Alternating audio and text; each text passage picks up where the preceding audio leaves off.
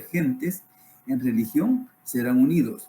Las imitaciones serán desechadas y la hermandad universal en su realidad misma será establecida.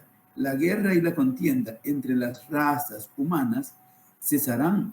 Todos serán reconciliados como siervo de Dios, pues todo está amparado bajo el árbol de su providencia y merced. Dios es bondadoso con todos. Él otorga munificencia a todos por igual, así como Jesucristo ha declarado que Dios envía la lluvia sobre justos y pecadores, es decir, la merced de Dios es universal. Toda la humanidad se halla bajo la protección de su amor y favor, y Él ha señalado para todos el sendero de la guía y el progreso. Esta parte, señor Kurosh, la encontré en un libro y sí, le puse yo una nota por ahí, leer más, porque sí, no sé por qué me gusta.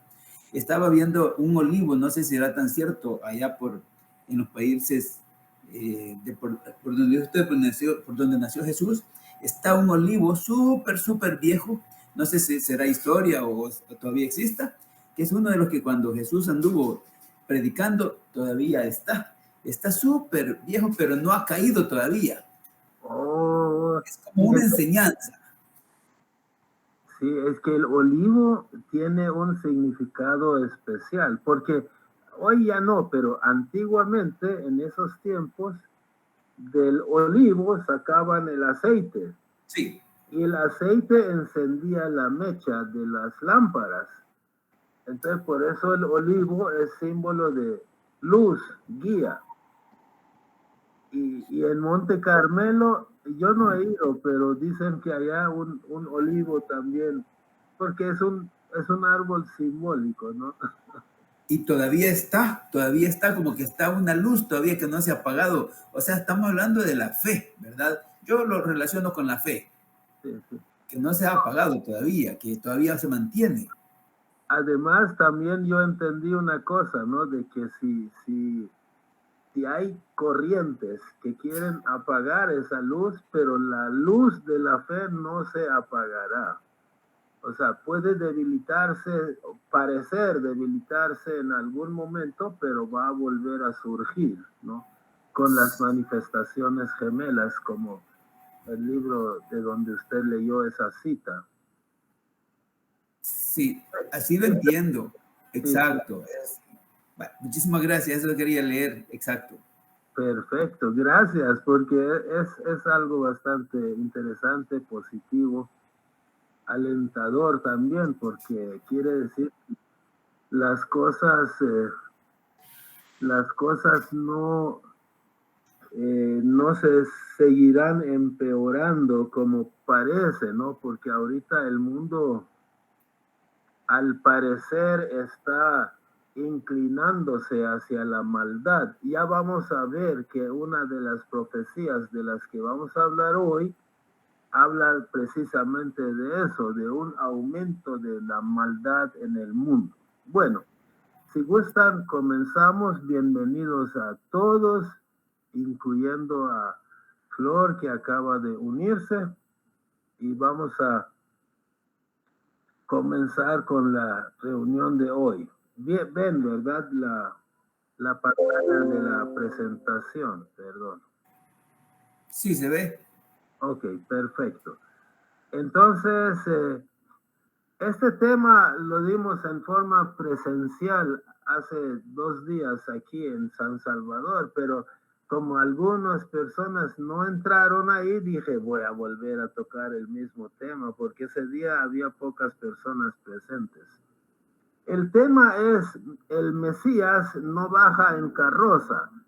En realidad el tema no tiene mucho que ver con carroza, sino que es, ¿a qué se refiere? Se refiere al hecho de que la gente espera muchas veces a su prometido, a su Mesías, o como sea que lo llamen, lo espera de una manera fantástica, de una manera apocalíptica, de una manera mágica, muy gloriosa, de tal manera que no haya ojo en el mundo que no lo vea. Pero hasta la fecha, ¿cuántas veces el Mesías o quien sea ha venido de esa manera mágica y fantástica, ¿no? Nunca, nunca. Por ejemplo, hace 2000 años esperaban un rey que viniera a gobernar y por eso no lo aceptaron porque nació en un pesebre, ¿no? Muchos no lo aceptaron por eso, porque esperaban un rey glorioso, pero glorioso materialmente lo esperaban, ¿no? Pero al final se presentó entre paja, ¿no?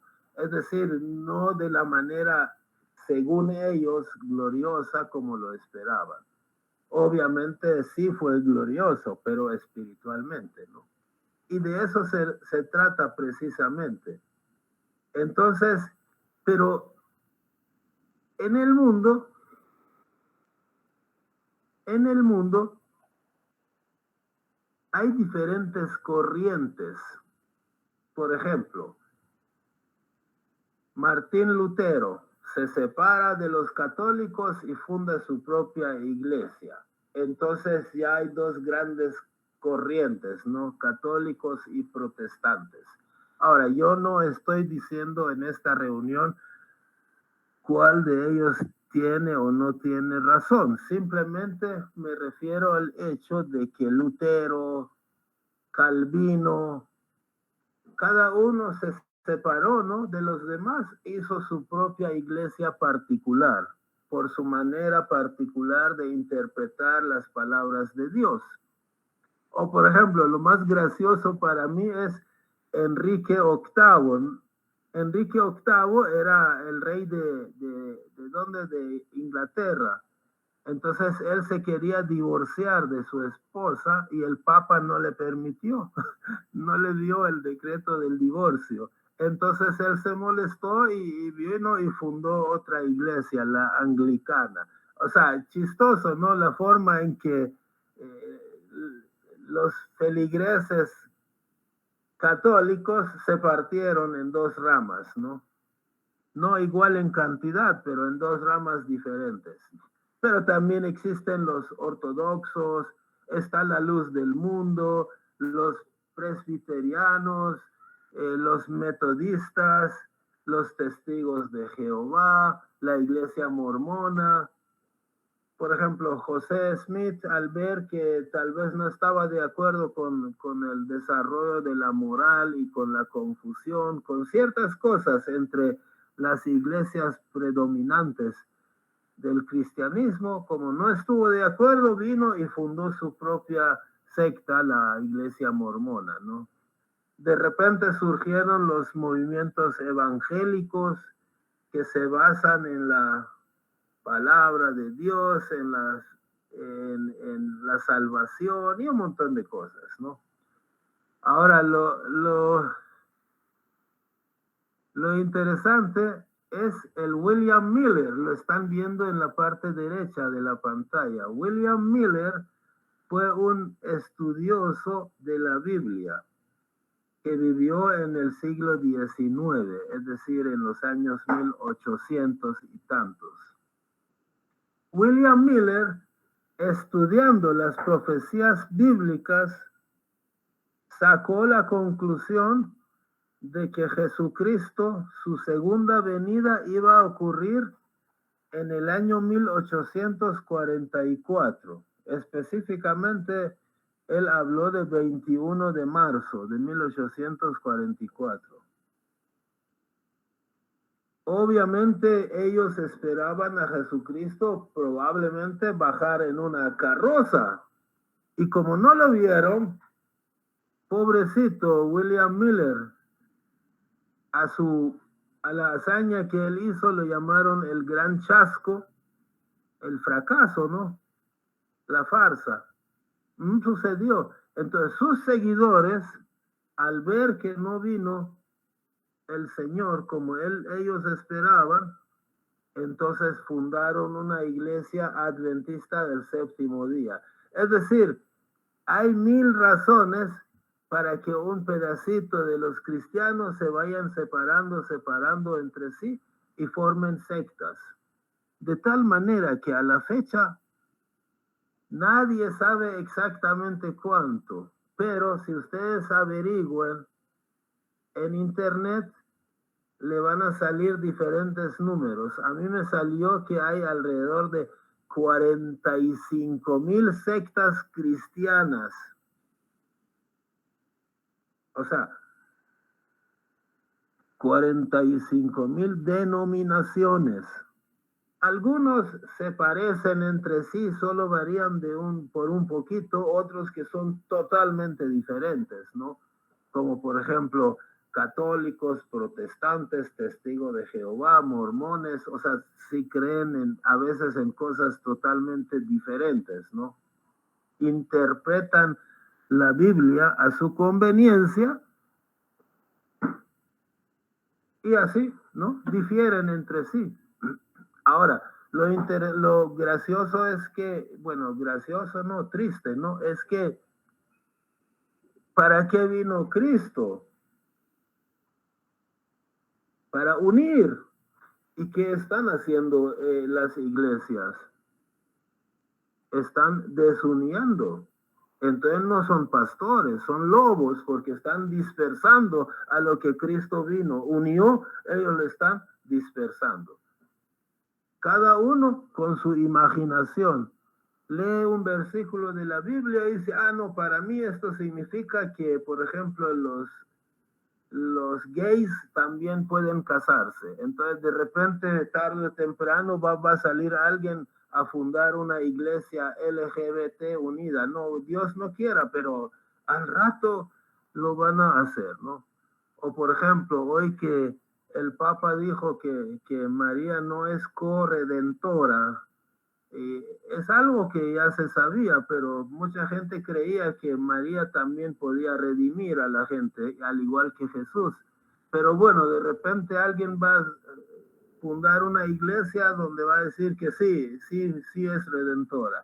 No sé, cada quien libremente ha abierto su propia iglesia, su propio negocio y juega con la interpretación de los versículos sagrados para sacar provecho a su favor. Y acabo de hace 3-4 días oí no sé, en algún video que un pastor en México comenzó a vender terrenos del cielo a $100 y acepta todo tipo de tarjeta. A ver, ¿alguien que quería hablar? ¿Badí? Sí, Kurosh. Quería preguntar dónde están vendiendo esos terrenos. No, mentira. No. No, quería comentar de que muchas de las divisiones de las iglesias se refieren a razones de jerarquía, más que de doctrina. Por ejemplo, hay un grupo que se llaman los viejos católicos, y que ellos no aceptan las reformas que se han dado a partir del Concilio Vaticano II del Papa Juan XXIII. Pero de ahí aceptan lo demás. Son exactamente iguales, exactamente iguales. Solamente son lo que se le llama, uno de los grupos, no el único, que se llaman sedevacantistas, es decir, que son católicos, pero por alguna u otra razón no reconocen al actual Papa. Nada más.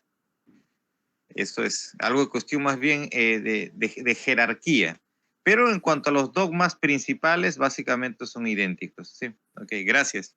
Gracias, es nuevo para mí, ¿no? Sí, como me imagino que es algo que recientemente ha surgido, ¿no? Y quién quita que mañana, pasado, el otro año, surjan nuevas formas de interpretar la Biblia y de esa manera ir agregando más y más y más sectas. Ya serían 45,001, 45,002 y así sucesivamente, ¿no? Pero ¿qué? ¿Acaso todos esos pastores, sacerdotes, iglesias dicen que ellos hablan con Dios y Dios me dijo, por ejemplo, este pastor dice, Dios me dijo que vendiera los terrenos del cielo a $100. y parece que es en México. Los amigos peruanos, como están más lejos, si desean comprar, aquí podemos hacerles el favor y nos mandan el dinero por giro internacional. Bueno, y acepta todas las tarjetas, o sea, hay facilidades de pago, ¿no? Dios es bondadoso. ¿Pero qué? O sea, Dios les está diciendo cosas distintas a cada uno de esos 45,000 grupos religiosos. O ellos mienten o Dios les ha mentido. O no existe tal cosa que ellos hablen con el Espíritu Santo, ¿no? ¿Qué es lo que causa la confusión? ¿Qué es lo que no estuvo claro? Por ejemplo, cuando vino Cristo y dijo las cosas. ¿Qué es lo que no estuvo claro cuando vino Moisés y dijo las cosas? ¿Qué no dijeron bien para que la gente se confunda? O sea, ¿qué en el cristianismo no está claro como para que existan cosas tan contrarias como católico, protestante? No, ojo, repito, no estoy condenando a ninguno, simplemente pues es obvio que entre sí creen en cosas muy diferentes, muy diferentes. Hay dogmas muy importantes para los católicos que para los protestantes son paganos, ¿no? Entonces, no voy a decir para mí, sino que entre ellos no están de acuerdo. Hay una historia, hay un cuento que obviamente no existió, sino que es alegórico, no es simbólico. Dice el cuento que en un pueblo muy oscuro, la gente no veía nada, ¿no? Trabajaba, comía sin ver. Entonces, de repente viene un hombre y les trae una bola de luz. Ahora ustedes imagínense en el primer cuadro a la izquierda, ¿no? Les trae una luz, pero les trae nada más la luz. O sea, junto con la luz no les trae cortinas, altares, edificios, no, solo les trae la luz.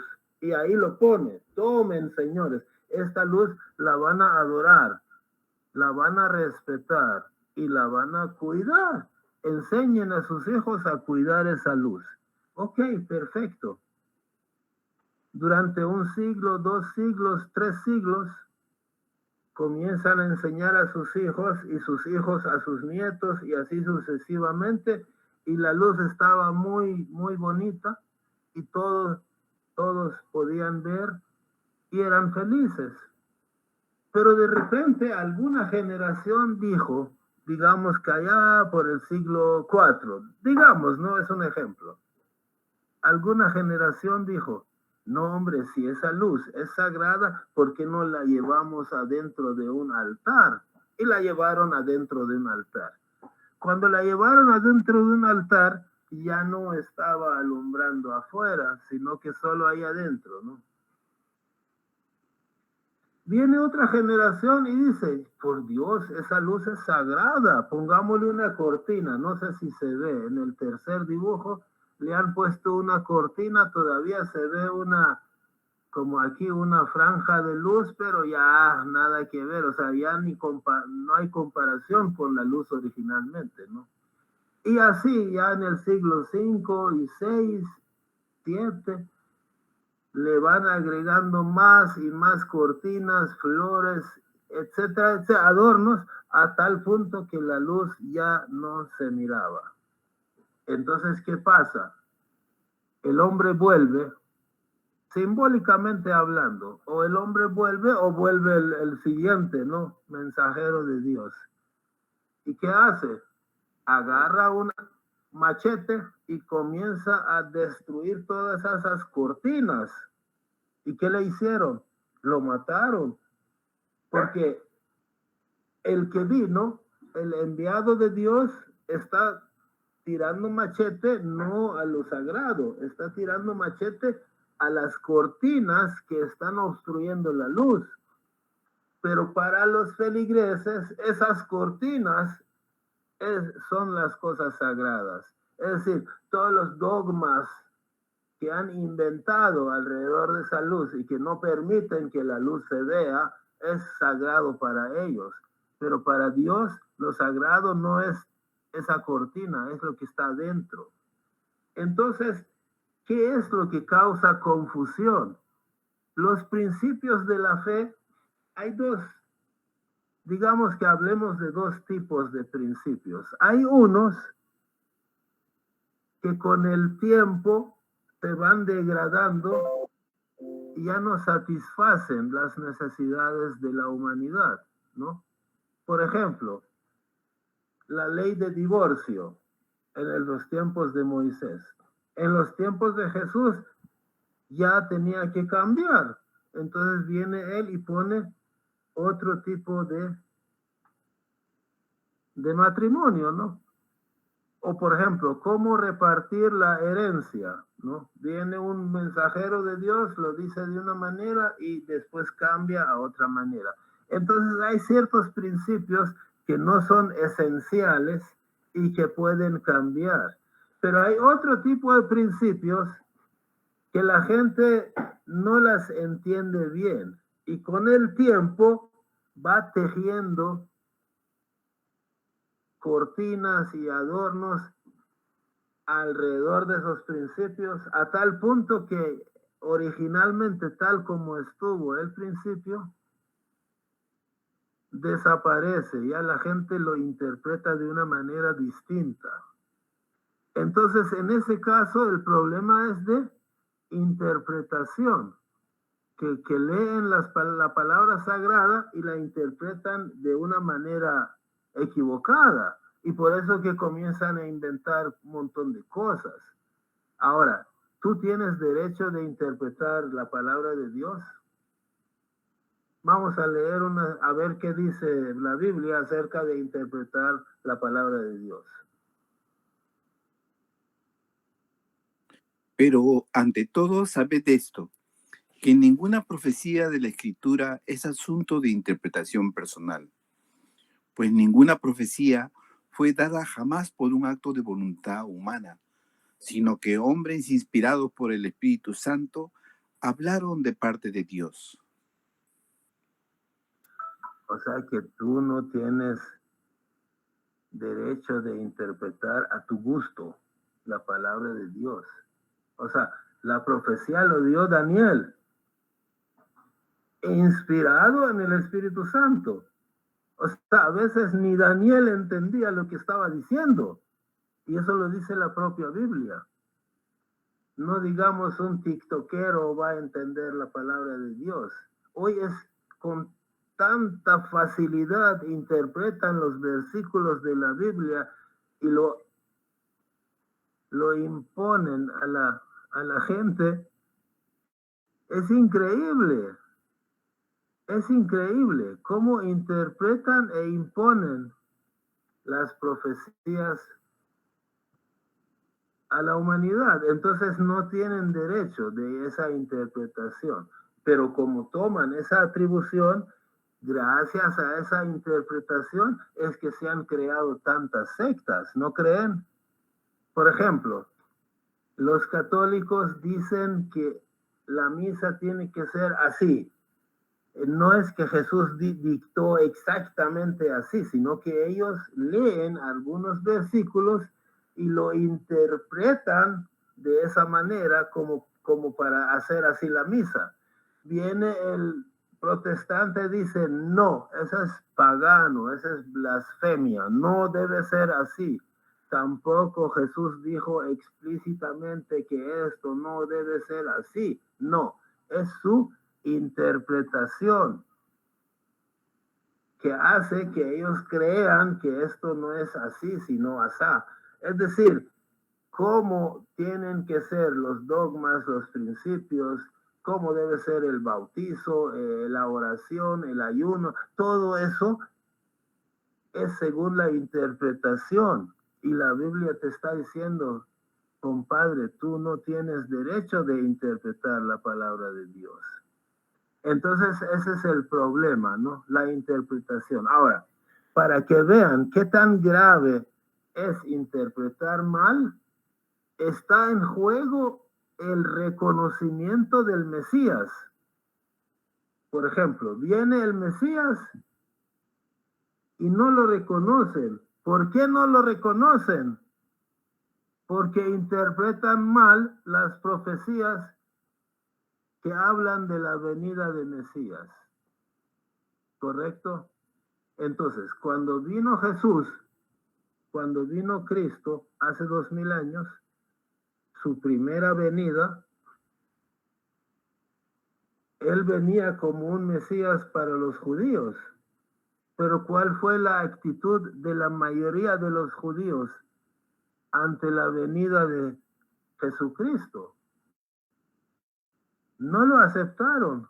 Y hasta el día de hoy hay filósofos judíos que día y noche publican videos rechazando la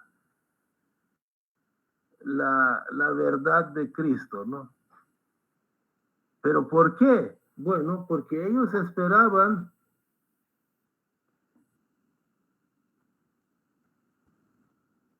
aquí. Porque ellos esperaban no solo estas 9 cosas que he puesto yo, pero ellos esperaban una serie de profecías que tenían que cumplirse como para poder decir que este Señor que acaba de venir es el Mesías. O sea, las expectativas de los judíos fueron estas, como ejemplo, ¿no? Porque también puede haber otras, ¿no? Pero yo puse algunas. Punto número 1, el origen del Mesías. El Antiguo Testamento dice que tenía que ser del tronco de Isaí. O sea, Isaí es el padre del rey David. Entonces, el Mesías tenía que ser descendiente del rey David o del papá del rey David, Isaí. Ahora, dicen ellos que Jesús no es descendiente del rey David. El padre adoptivo de Jesús, o sea, José, sí es descendiente del rey David, pero él no es papá de Jesús. Jesús nació de madre virgen. Entonces, que José sea descendiente de David y que en la Biblia aparece que lo es, no le sirve a Jesús. Tampoco la Biblia dice que María fue descendiente del rey David. Aunque fuera, los judíos están esperando un hijo varón, de un hijo varón, de varón, de varón, varón, varón, varón, y así quieren que sea descendiente de Isaí.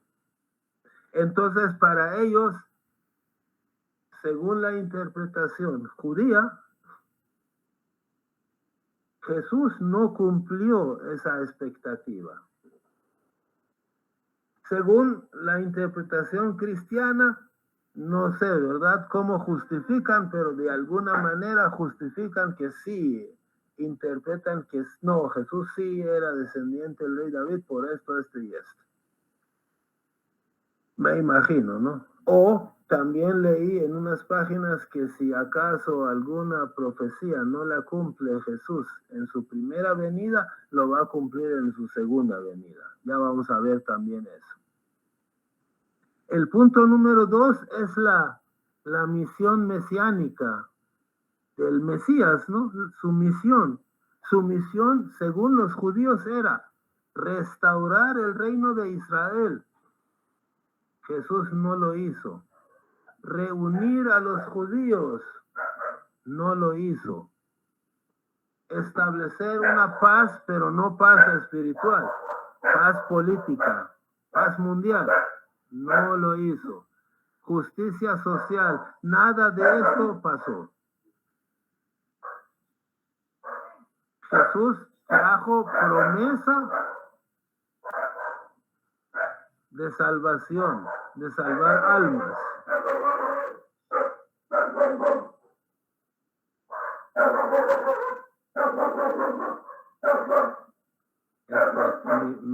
siento como que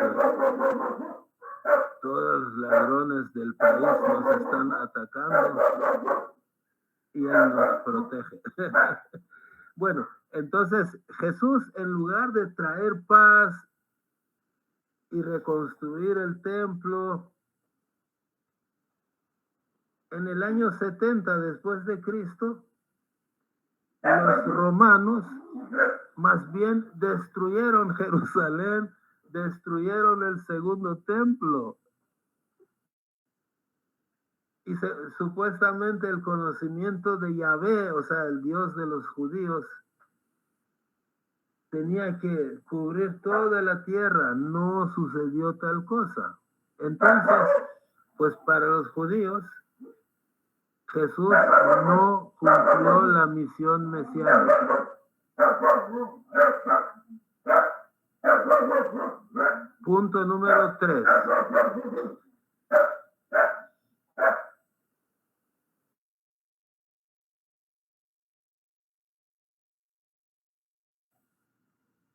Punto número 3. La ley. Los judíos estaban esperando que el Mesías debía respetar la ley de la Torá, o sea, de Moisés, no cambiarla. Viene Jesús, lo primero que hace es cambiar esa ley. Estoy hablando en la forma en que interpretan los judíos, ¿no? Por ejemplo, una cosa para ellos muy grave fue cuando dijo que el amor va sobre los rituales, ¿no? Para ellos los rituales eran tan sagrados, tan importantes. Entonces Jesús para ellos cometió ese grave error, ¿no? De poner el amor por encima de los rituales. 4. La naturaleza del Mesías tenía que ser naturaleza humana, no semidios. Mesías debió ser un líder ungido, pero un líder humano ungido. Un profeta, ¿no? No un Dios. Mientras que para el cristiano Dios es como un Dios. Perdón, Jesús es como un Dios. Es hijo de Dios. Es parte de la Trinidad. Todos esos conceptos para los judíos, en la interpretación judía, estos conceptos son, o Dios encarnado, por ejemplo, son herejía, son la violación del versículo 6:4 de Deuteronomio, que dice lo siguiente. Deuteronomio 6:4 dice: escucha, oh Israel, el Señor es nuestro Dios, el Señor uno es, el Señor uno es decir, no son tres, es uno. Ahora, pónganse a pelear entre cristianos y judíos que qué significa Trinidad. Para los judíos, Trinidad quiere decir que hay tres dioses. Para los cristianos, no. Dicen, no son tres dioses. Es uno solo, pero se manifiesta en tres formas. Bueno, pero no están de acuerdo. A lo que voy yo es que según la interpretación de judía, no es así. Según la interpretación cristiana, sí es así, pero no están de acuerdo. Punto número 5, la resurrección de Jesús. No de los muertos en general, sino propiamente de Jesús. Jesús muere en la cruz y con su muerte redime los pecados, todo, etcétera, etcétera, pero después resucita y se va. Para los judíos, el Mesías no debía morir, debía vivir para establecer el reino de Dios sobre la tierra. Tenía que vivir para regresar a los judíos de todas partes que estaban esparcidos, devolverlos a Israel y darles la gloria, establecer el reino de David, qué sé yo, una serie de cosas, ¿no? Pero no sucedió esto con Jesús en la apreciación de los judíos. El punto número 6, el evangelio. Jesús trae una nueva ley y reemplaza la ley de la Torá. Para ellos eso no es negociable. Yo mismo oí a un filósofo judío en un video decir, cambiar la ley, ¿saben cómo que es?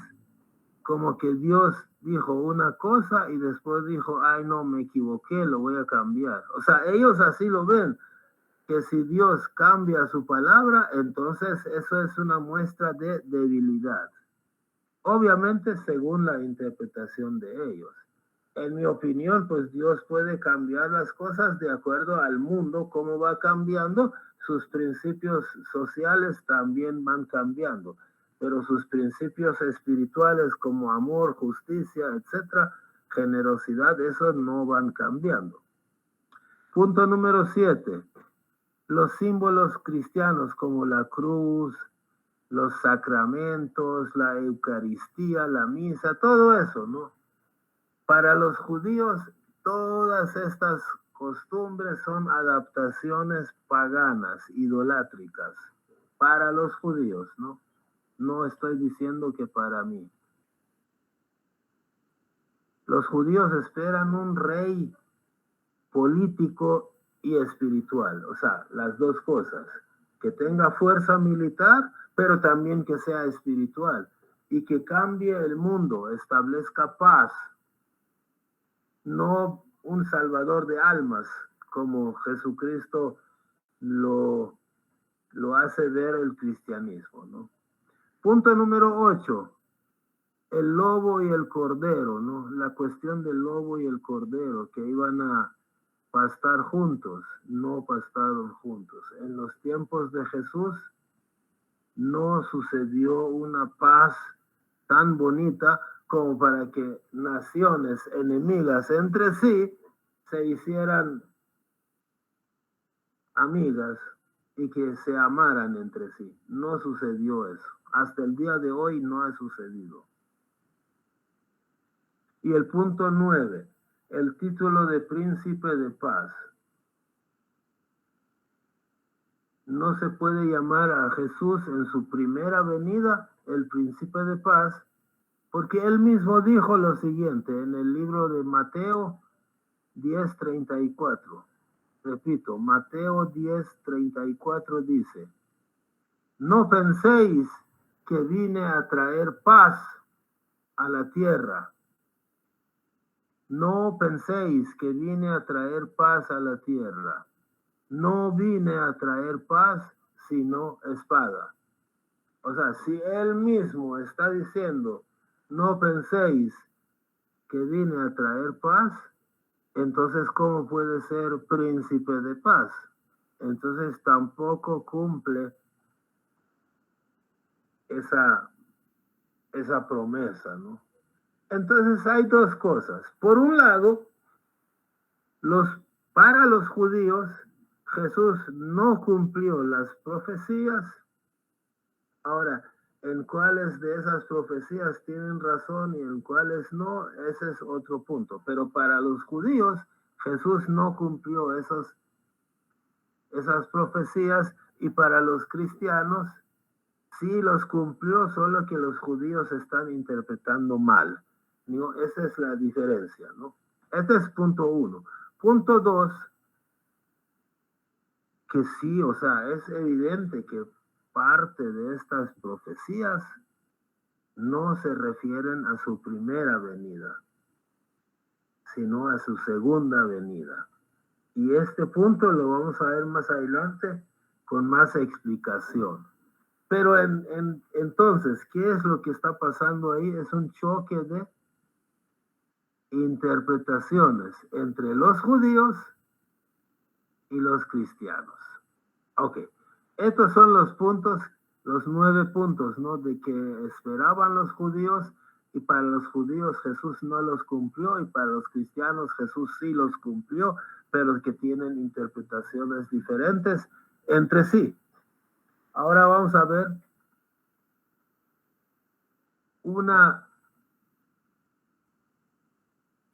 digamos, otro punto, ¿no?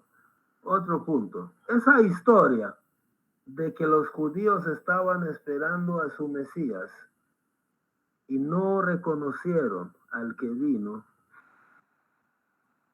Esta historia no ha sucedido solo una vez. Ha vuelto a suceder hace poco. Ahorita, la fe Bahá'í es una religión cuyos mensajeros son el Bab y Baha'u'lláh. El Bab como precursor y Baha'u'lláh como el mensajero principal, digamos. Pero la fe Bahá'í, su historia comienza el 23 de mayo de 1844. Ojo, es la segunda vez que vemos el número 1844. ¿Se acuerdan? Hace 10 minutos vimos que William Miller, un estudioso bíblico, había estudiado las profecías y había llegado a la conclusión de que Jesucristo iba a retornar en 1844, pero ellos esperaban en carroza. Yo no sé cómo lo esperaban, pero yo simbólicamente digamos que lo esperaban en carroza, pero no vino en carroza, ¿no? Igual, hace 2000 años tampoco vino ni como militar, ni como rey, ni como emperador, ¿no? Vino en un pesebre, no como esperaban. Entonces hoy volvió a suceder lo mismo. En 1844 comienza, el 23 de mayo de 1844, comienza la historia de la fe Bahá'í. Y se supone que en esa fecha venía Jesús por segunda vez. Pero hubo una diferencia de interpretación. William Miller lo interpretó de una manera que iba a venir no sé dónde, entonces en realidad vino en otra parte diferente, ¿no?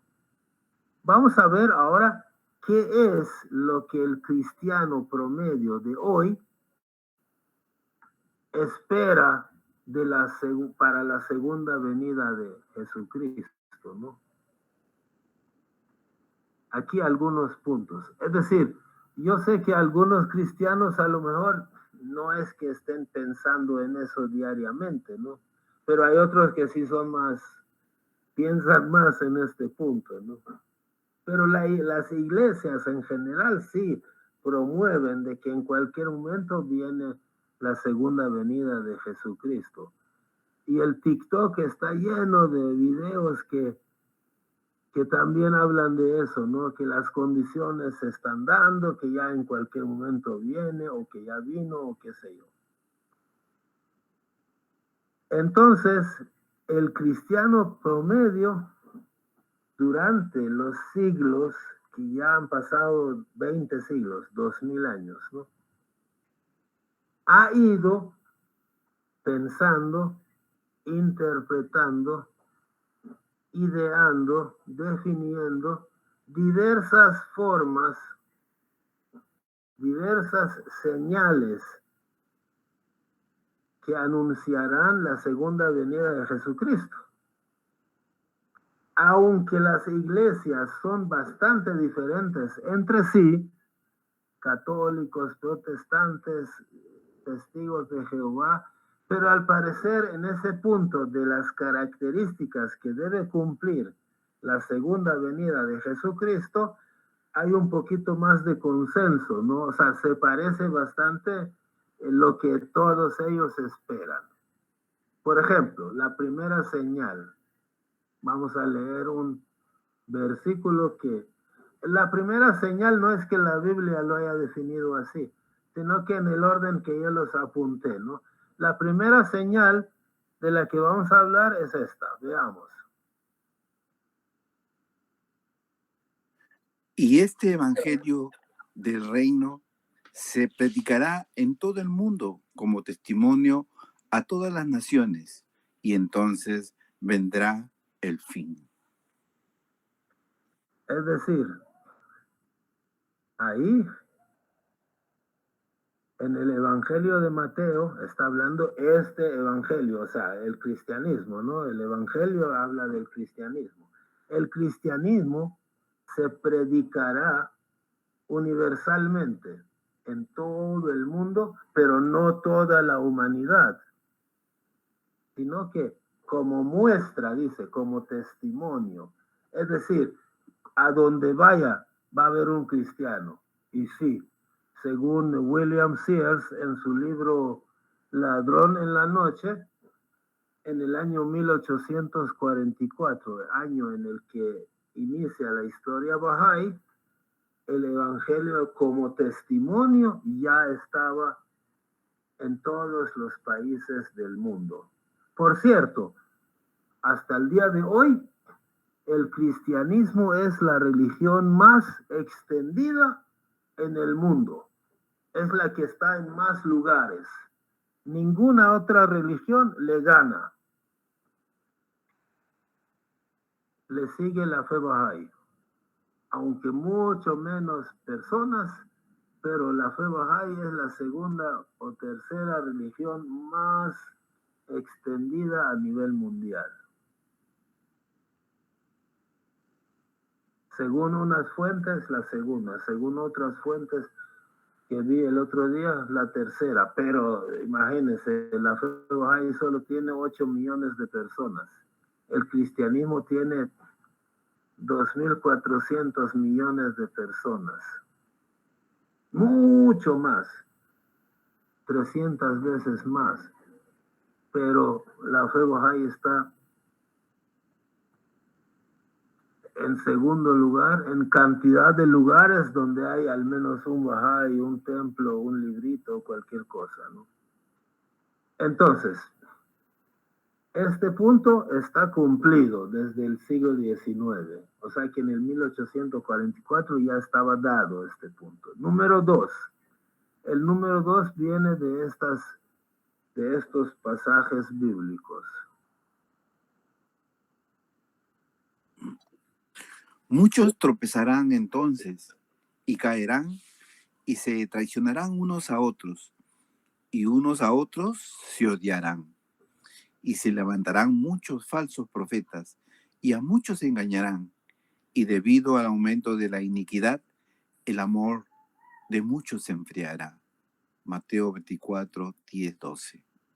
Que nadie os engañe en ninguna manera, porque no vendrá sin que primero venga la apostasía y sea revelado el hombre de pecado, el hijo de perdición, el cual se opone y se exalta sobre todo lo que se llama Dios o es objeto de culto, de manera que se siente en el templo de Dios, presentándose como si fuera Dios.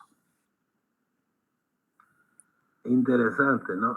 Entonces, según esta profecía, el punto número 2 es que en el mundo de la fe, bueno, aquí es la Biblia la que está diciendo eso, ¿no?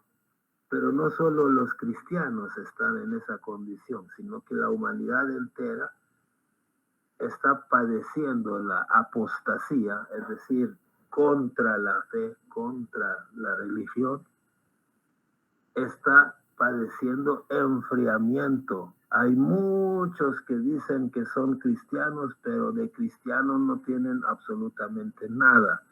Se han enfriado. Y ese enfriamiento, no crean, o sea, esa corrupción de la fe, esa transformación, esa transformación, la transformación de la fe en algo muy materialista y corrupto, no es algo que hoy esté sucediendo. Esto está sucediendo desde mucho antes.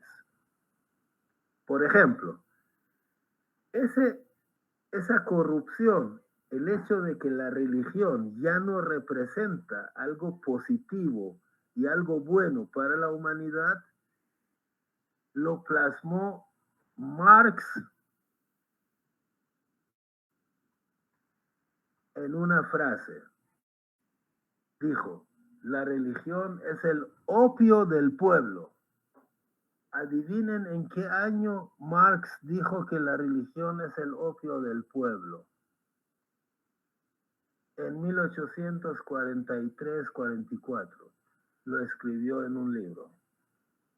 Es decir, en 1844 ya esa apostasía se estaba dando por el hecho de que también hay muchos filósofos que ya comenzaban a atacar a la religión en lugar de defenderla, y que la religión se había enfriado tanto, se había alejado de Dios tanto, que permitía que los filósofos lo atacaran.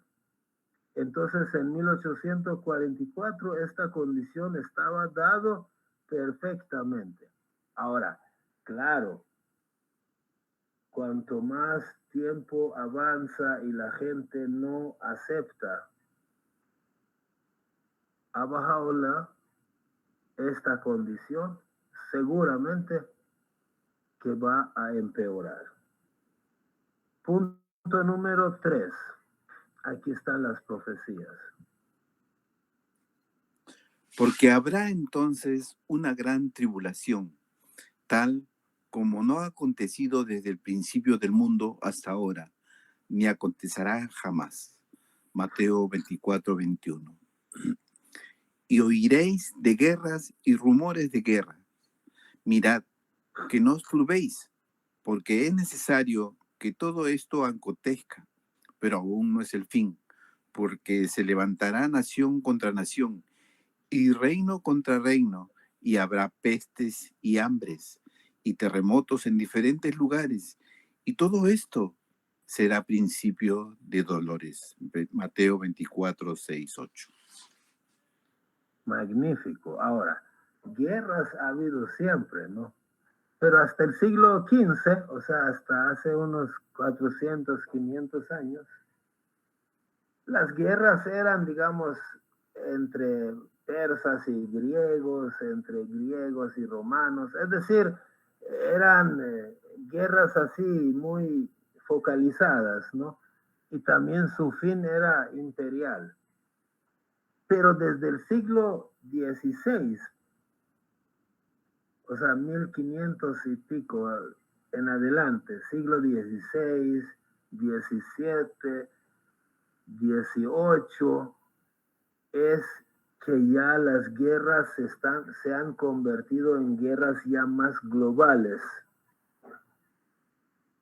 Claro, las guerras mundiales se dieron en el siglo XX, en el siglo XX, en 1914 a 18 y en 1939 a 45, las guerras mundiales. Pero guerras que involucraban más de un país, ya desde el siglo XVI, XVII, XVIII comenzaban a proliferarse. En esos mismos siglos los europeos se volcaron en Asia, en África y en América a buscar colonias, a colonizar todo el mundo y a pelear entre sí para esa colonización. Ahora, en el siglo XXI, o sea, hoy, además de que todavía existen guerras, que hoy sí las guerras serían mucho más cortas porque va un avión supersónico, pum, pum, pum, tira 3 bombas y destruye un montón de cosas y regresa y no pasó nada, ¿no? Pero también hay guerras, conflictos económicos, cibernéticos, ideológicos, por ejemplo, entre izquierda y derecha, a diario vemos que se atacan entre sí, mediáticos, pero las primeras guerras globales, o sea, que involucran más de un par de países, comenzaron desde el siglo XVIII, XIX. Es decir, el año 1844, el año en que aparece la fe Bahá'í, cae en medio de la época de guerras y rumores de guerras. ¿Correcto? Vamos a ver el punto 4. E inmediatamente después de la tribulación de aquellos días, el sol se oscurecerá, y la luna no dará su resplandor, y las estrellas caerán del cielo, y las potencias de los cielos serán conmovidas. Entonces aparecerá la señal del Hijo del Hombre en el cielo, y entonces lamentarán todas las tribus de la tierra y verán al Hijo del Hombre viniendo sobre las nubes del cielo con poder y gran gloria, y enviará a sus ángeles con gran voz de trompeta, y juntarán a sus escogidos de los cuatro vientos, desde un extremo del cielo hasta el otro. Perfecto. Señales naturales, señales cósmicos, ¿no? ¿Cómo creen que se va a oscurecer el sol y la luna? Nos morimos todos, entonces, ¿para qué va a venir Jesucristo por segunda vez a, a gobernar sobre muertos, sobre una tierra que ni existe? O sea, si el sol deja de dar luz, aquí la vida se acaba en dos días, ¿no? O sea, no tiene sentido. Es más, en el instante, si el sol desaparece, en el instante se desintegra la tierra. No tiene sentido. Baha'u'lláh explica un par de significados para eso del sol y la luna, ¿no? Por ejemplo, por un lado, ¿qué son las estrellas? Las estrellas son cuerpos en el cielo que nos guían en la noche, nos dan luz, ¿correcto? ¿Qué quiere decir que se caigan, que ya no van a dar luz? Pero ¿quiénes son las estrellas ya en el mundo espiritual, en la religión? Una interpretación de eso pueden ser los sacerdotes, que antes eran guías, eran gente que como estrella, ¿no? La luz la repartía entre la feligresía. Pero hoy, ¿qué hacen esas estrellas? Ya no alumbran, más bien confunden a la gente. Trabajan para su propio beneficio. Entonces es como que las estrellas se han caído al cielo, al suelo. Y eso existe desde siglo XIX, ¿no? Ya le doy chance. Otro significado puede ser, Baha'u'lláh explica, que las estrellas también pueden ser las leyes y los principios de la fe, como oración, como ayuno, etcétera, etcétera, amor, que ya no se están cumpliendo. Entonces, como esos principios de la fe no se están cumpliendo, es como que las estrellas se han caído al cielo. Ajá, adelante. Sí, debemos saber que la ciencia dice de que la estrella más próxima a la Tierra está a 4 años luz, 4.100. Gracias. Ahora imagínense que esa estrella, que es, no sé qué tan grande es, pero o es del tamaño del Sol, o algunas que son más grandes que el Sol, y millones de veces más grande que la Tierra, y venga a caerse en la calle principal de la ciudad donde yo vivo, no, pues, o sea, no tiene sentido. Entonces tiene que tener significado espiritual. Es decir, si tú tienes una duda, recurres a tus personajes, tus líderes religiosos. Y como los líderes religiosos ya no están para emitir luz, sino que están para beneficio de ellos, entonces es como que las estrellas se cayeron al suelo, ¿no? Es una interpretación de estas profecías. Punto número 5. Vamos a ver.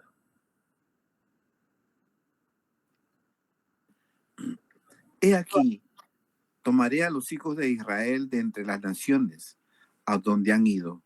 Los recogeré de todas partes y los traeré a su propia tierra. Y haré de ellos una nación en la tierra, en los montes de Israel. Un solo rey será rey de todos ellos. Mi siervo David será rey sobre ellos, y todos ellos tendrán un solo pastor. Y haré con ellos un pacto de paz. Será un pacto eterno con ellos, y los estableceré. Los multiplicaré y pondré mi santuario en medio de ellos para siempre. Mi morada estará también junto a ellos, y yo seré su Dios, y ellos serán mi pueblo, y las naciones sabrán que yo, el Señor, santifico a Israel, cuando mi santuario esté en medio de ellos para siempre. Vamos a ver esto. Este punto aparecía también entre las señales de la primera venida, ¿no? Según la interpretación judía. El Mesías tenía que reunificar a los judíos y que en tiempos de Jesús no sucedió. Ahora, les voy a contar algo que sucedió en 1844. En 1844 estaban las potencias, grandes potencias, Francia, Inglaterra, pero había un imperio que se llamaba el Imperio Otomano, con sede en lo que hoy es Turquía, ¿correcto? En ese tiempo, ese Imperio Otomano era un imperio musulmán, que desde el siglo XIII, finales del siglo XIII, hasta principios del siglo XX, ellos tuvieron su imperio allá con sede en Turquía. Entonces, ¿para qué hablo de esto? Lo que hoy se llama Israel no se llamaba así. Estaba bajo dominio del imperio musulmán otomano en 1844 y hasta mucho después. Pero ¿qué sucede? Los musulmanes discriminaban a las minorías religiosas que eran judíos y cristianos. O sea, no les daban los mismos derechos en la sociedad del Imperio Otomano. Los judíos y cristianos que vivían lo que hoy es Israel, pero en ese tiempo no lo era. Era parte del Imperio Otomano.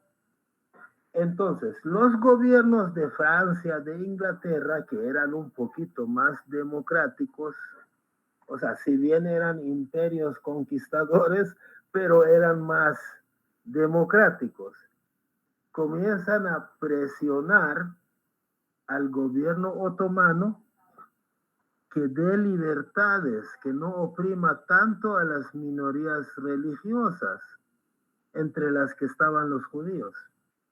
Entonces, exactamente en el año 1844, el sultán Abdelmajid, o sea, el gobernante otomano del momento, por presión de los europeos, emite un decreto al que llaman Edicto de Tolerancia, donde ordena que de ahora en adelante, o sea, justo en 1844, 21 de marzo parece, dicen, la fecha que había vaticinado William Miller, 21 de marzo de 1844. En esa fecha emite el decreto, el Edicto de Tolerancia, donde da ciertas libertades a las minorías religiosas que vivían bajo el Imperio Otomano, o sea, ahí en Israel, por ejemplo. Entre esas minorías religiosas estaban los judíos. Pero ¿qué pasó con ese edicto de tolerancia, con ese decreto? Es que permitió a los judíos comenzar a regresar de todo el mundo donde estaban dispersos y volver a Israel. Y no solo eso, sino les permitió comprar tierras y volver a poblar esas tierras. Interesante.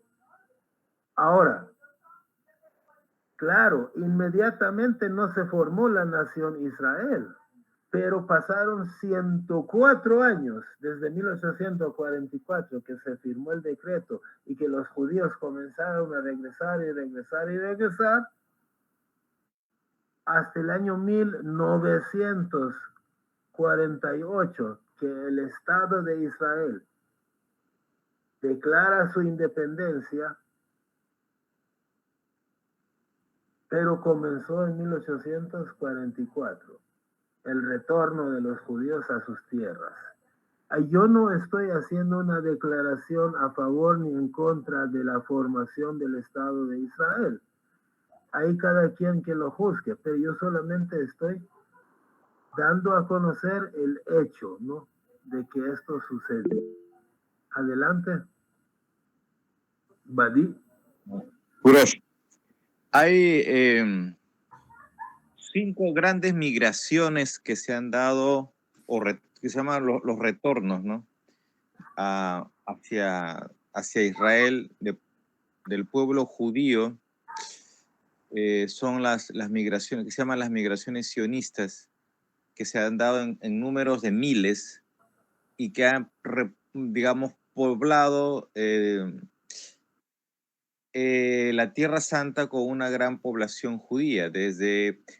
Pero curiosamente la primera Aliyot inicia hacia finales de la década de 1870 e inicio de la década de 1880, justo cuando la bendita belleza estaba como prisionero en Acá, ¿no?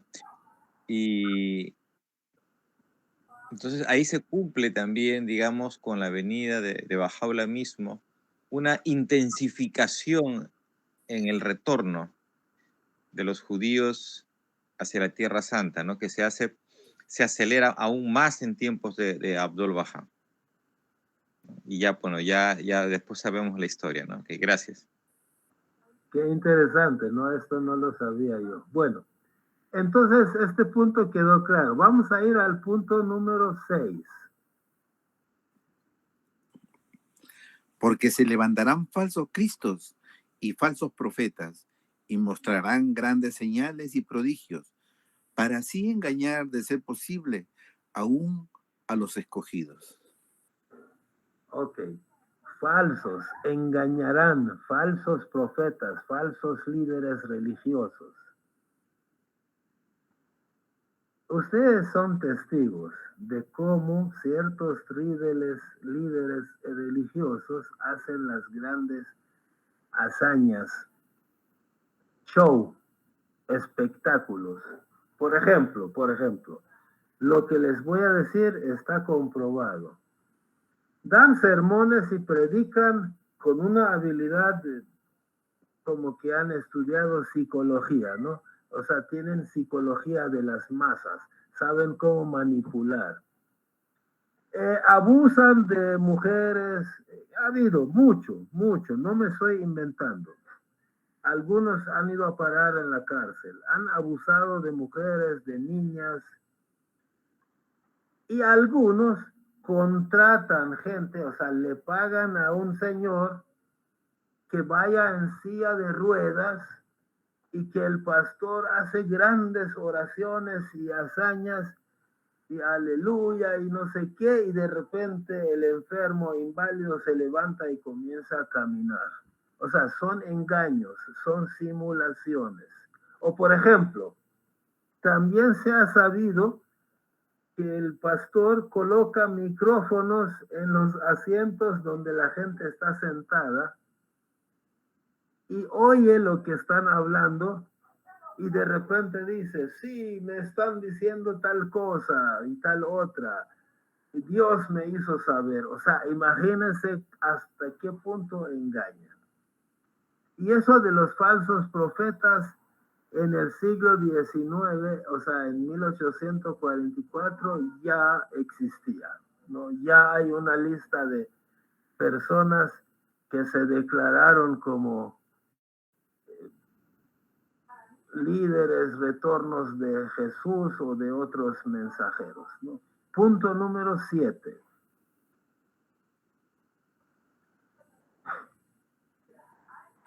Porque los hombres serán amadores de sí mismos, ávaros, jactanciosos, soberbios, blasfemos, desobedientes a los padres, ingratos, irreverentes, sin amor, implacables, calumniadores, desenfrenados, salvajes, aborrecedores de lo bueno, traidores, impetuosos, envanecidos, amadores de los placeres en vez de amadores de Dios, teniendo apariencia de piedad, pero habiendo negado su poder, a los tales evita. 2 Timoteo 3:1-5. Pero tú, Daniel, guarda en secreto estas palabras y sella el libro hasta el tiempo del fin. Muchos correrán de aquí para allá y el conocimiento aumentará.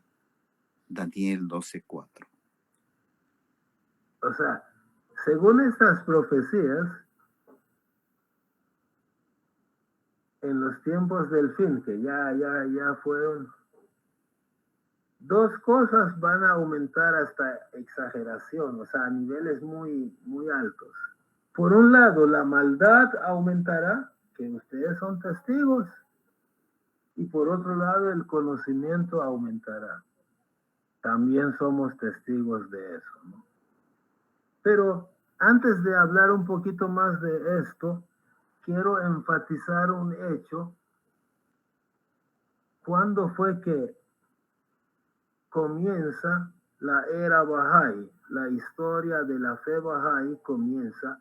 Ahí hay una imagen en la pantalla. A la izquierda es el cuarto de la casa del Bab, donde el 23 de mayo de 1844 él declara su misión a su primer discípulo y así comienza la era Bahá'í, 23 de mayo de 1844. Pero lo interesante es que si ustedes van a ver gráficas de los avances científicos y tecnológicos, van a encontrar que 1844 es el punto de inflexión de la ciencia y la tecnología. Quiere decir que en ese año la ciencia comenzó a crecer y crecer y crecer y crecer y no tiene cómo parar. Por ejemplo, el 23 de mayo la fe Bahá'í comienza su historia y un día después, el 24 de mayo del mismo año, o sea, exactamente un día después, Samuel Morse, el inventor del telégrafo, hace su primera prueba de telégrafo en Estados Unidos, de Washington a Baltimore. Manda el primer mensaje telegráfico. ¿Y saben qué dice? Mirad lo que Dios hizo o lo que Dios ha hecho. Del libro de Números 23:23. Ahora, interesante, ¿no? Aumento de conocimiento y aumento de maldad. El conocimiento cada vez es exagerado. Por ejemplo, inteligencia artificial. ¿Cuántos de ustedes hace 10 años se imaginaba que iba a estar hablando con el celular y el celular te iba resolviendo cualquier problema?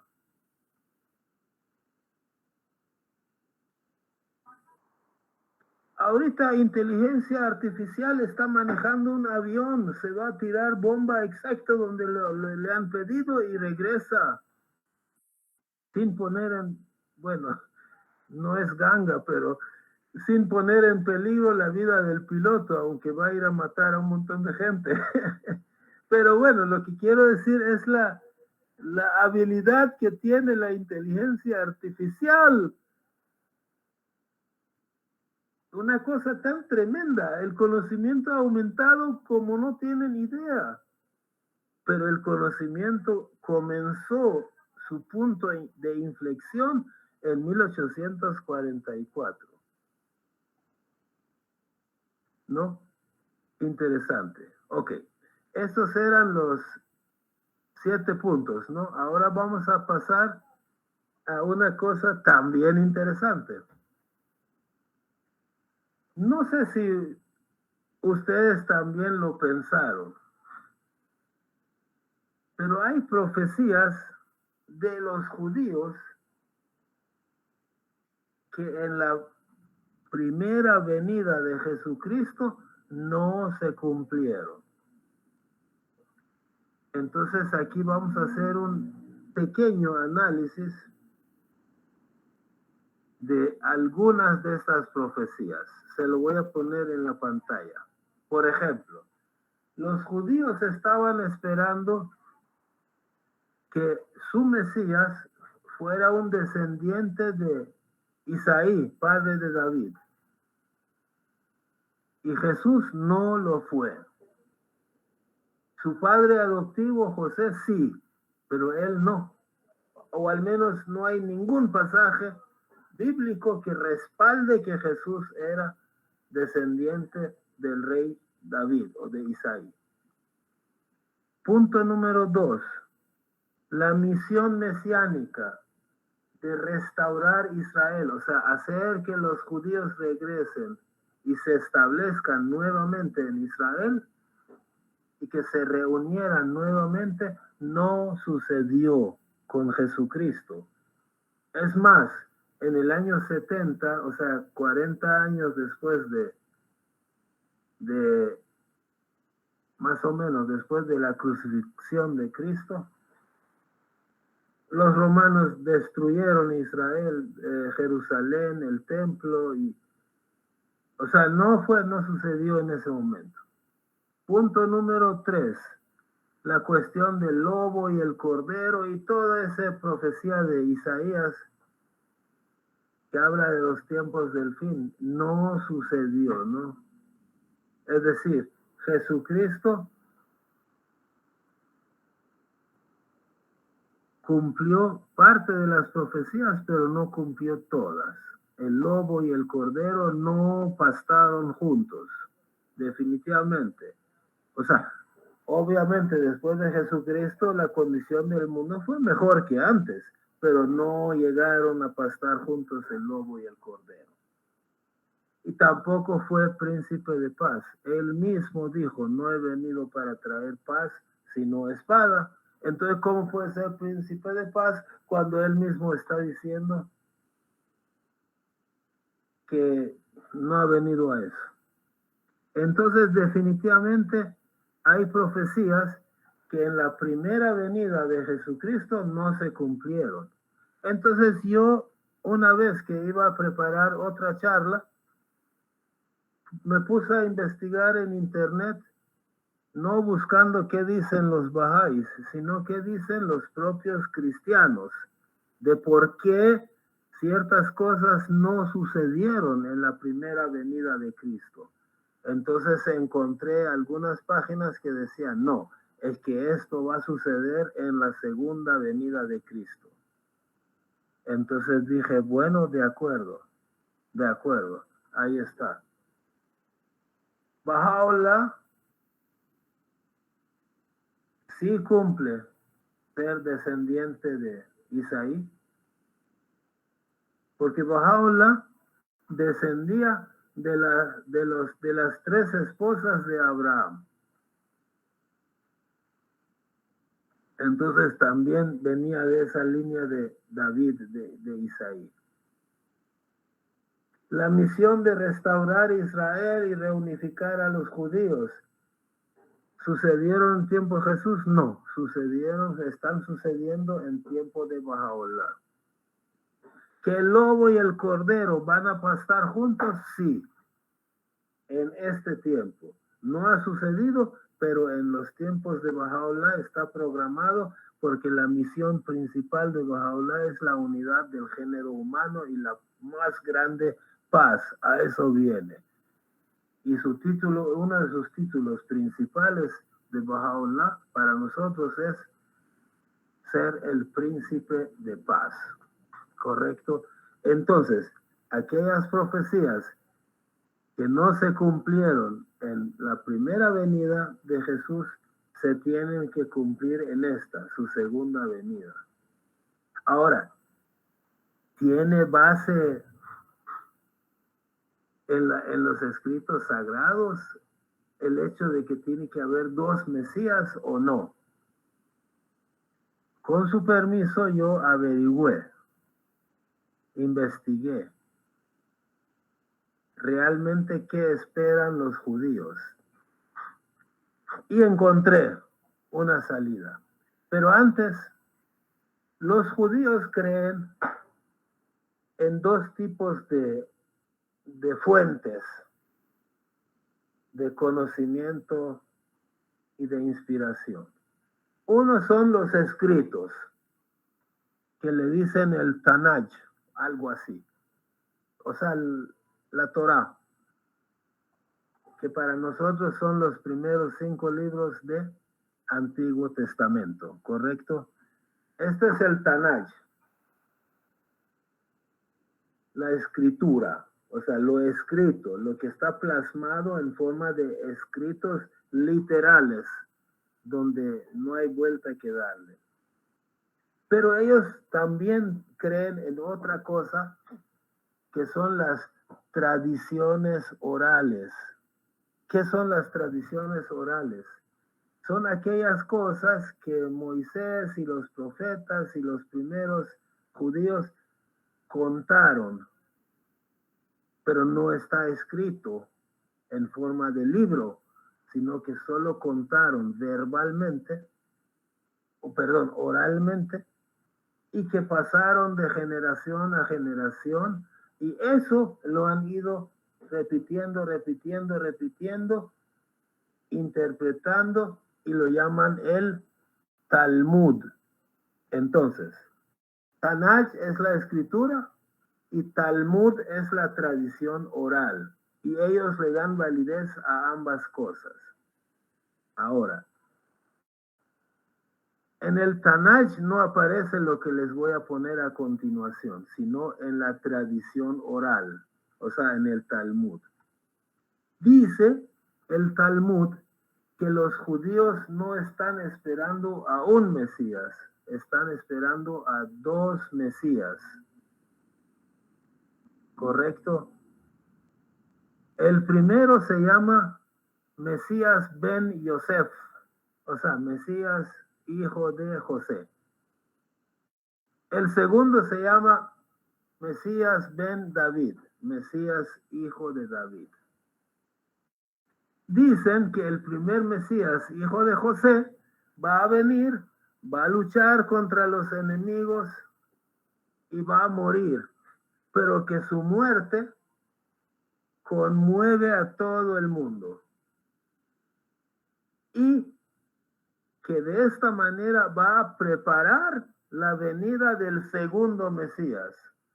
Eso lo dice Talmud. O sea, los judíos en su tradición oral creen en esto. Y 2, Mesías hijo de David. Es el definitivo, el segundo, o como decir la segunda venida, ¿no? El segundo Mesías. Que sí va a traer redención, va a traer el reino de Dios sobre la tierra, va a restaurar el trono de David, el reino de David, va a reconstruir el templo. Eso no está en el Tanaj, sino es, o sea, Antiguo Testamento, está en el Talmud, que es la tradición oral. ¿Qué piensan? Interesante, ¿no? ¿Cómo coincide con el hecho de que hubo un Mesías que cumplió algunas cosas y un segundo Mesías que es el regreso o simbólico del primer Mesías y que cumple las cosas que el otro no cumplió? ¿Por qué? Porque no era su tiempo. No es que no pudo, sino que no era su tiempo. ¿Cómo Jesucristo hace 2000 años iba a establecer la unidad del género humano, la paz universal, la más grande paz, el reino de Dios sobre la tierra? ¿Cuál tierra si la tierra no se conocía? Entre América y Asia no se conocían, ¿no? Entonces, no es cuestión de que pudo o no pudo, sino que no era su tiempo y tenía que venir otra vez para cumplir esas otras profecías. Ahora, hay una cosa. Cuando ya para terminar, lo último, nos estamos pasando un poco. Para terminar, ¿qué pasa cuando tú ves a un personaje y no reconoces quién es? Y escoges a otro en su lugar como que es él. Eso sucede cuando tú no has estudiado, cuando tú no lo conoces. Ejemplo, en 1915, en California, estaba de moda Charlie Chaplin. Charlotte creo que se llama el personaje de él, el payasito que por cierto es uno de es tal vez mi cómico favorito de todos los tiempos. Hicieron un concurso y esa foto que están viendo, ojalá sea verídica, lo encontré en internet. Fue de los participantes en un concurso donde iban a determinar cuál de ellos imitaba mejor a Charlie Chaplin. Correcto, no sé cuántos participaron, pero eran todos los que están viendo supuestamente en la foto. Entonces, el propio Charlie Chaplin, de incógnito, es decir, sin decir que él era el propio Charlie Chaplin, va donde los organizadores y se inscribe como un fulano X, ¿no? Que se va a inscribir para participar en el concurso de quién se parece más a Charlie Chaplin. Él mismo participa. Comienza el concurso y ahí estaba jurado y el público y todo. ¿Y saben qué? Al propio Charlie Chaplin lo eliminan en primera ronda. Lo eliminaron en la primera ronda. O sea que el Charlie Chaplin no se parecía a Charlie Chaplin. Y este es irónico, ¿no? Entonces cuando viene un Mesías, pues tú quién eres para saber, porque no lo conoces.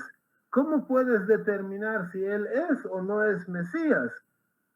Puedes recurrir a tu imaginación, pero tu imaginación dice una cosa y la realidad, la verdad divina dice otra.